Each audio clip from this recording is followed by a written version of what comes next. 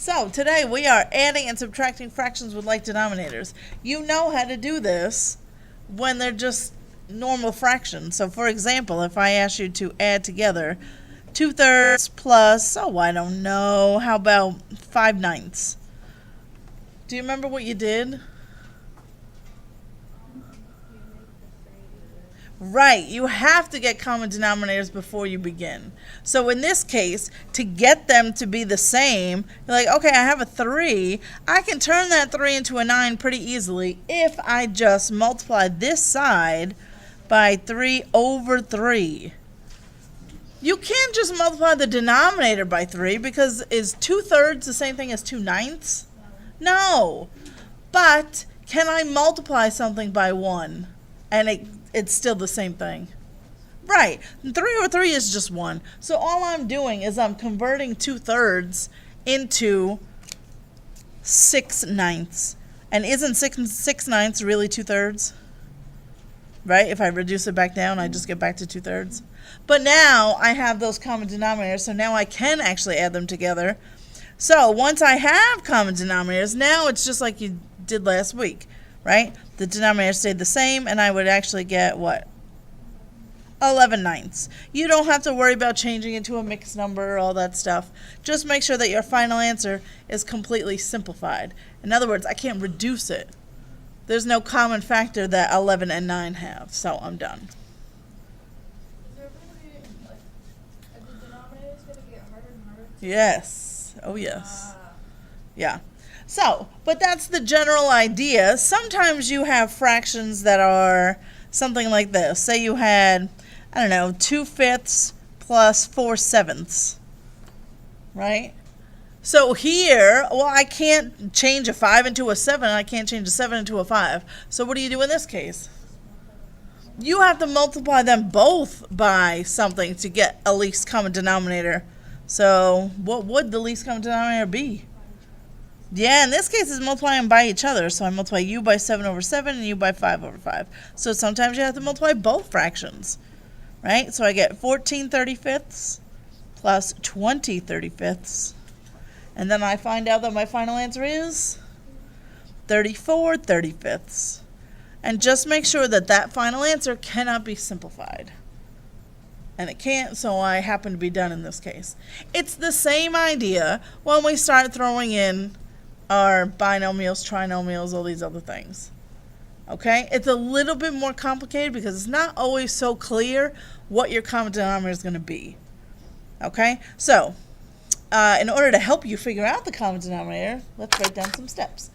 So the first thing that I would recommend you do when you are trying to add or subtract fractions with unlike denominators, step 1, we are going to factor the denominators only.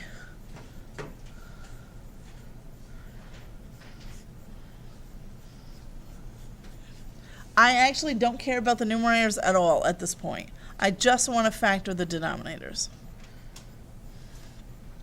Once I have, so actually let's go through a problem as we kind of have this out.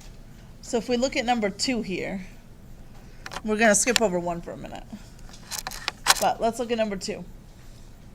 So step 1 here is saying factor the denominators only. Okay, so if I look at this denominator, what can I do?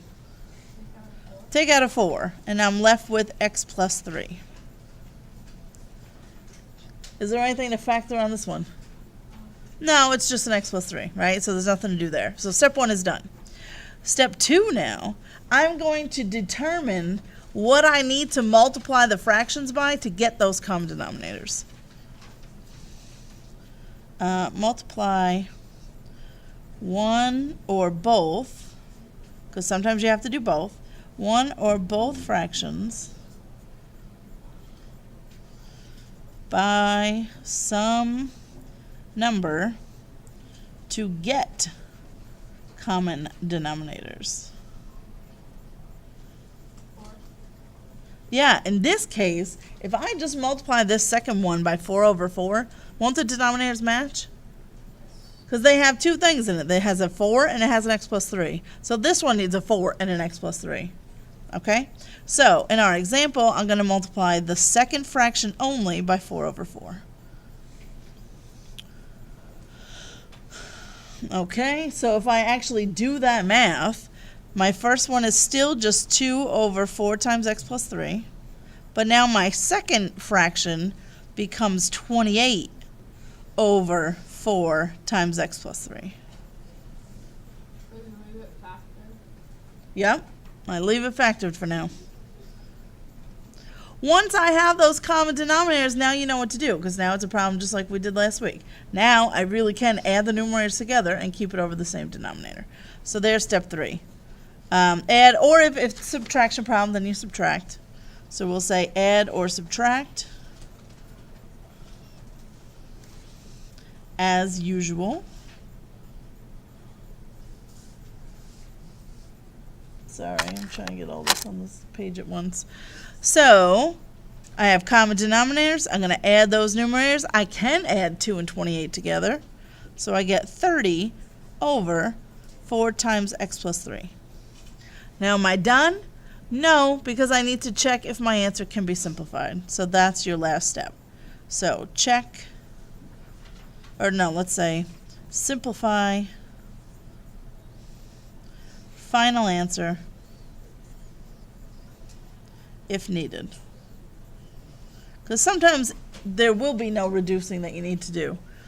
Do I have any reducing that I need to do in mine? Yes, I can reduce the 30 with the 4. So I need to do that. So 2 goes into 30 15 times, 2 into 4 twice.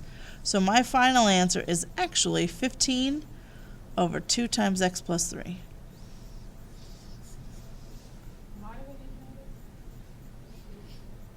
Why not? Remember that algebra is just the building blocks to the I don't want to say cooler math, but the math that's more applicable to. I don't know. I don't know what your life entails. I just wish, like, if we were actually want to do this, I feel like it should be a left vision. Well, let me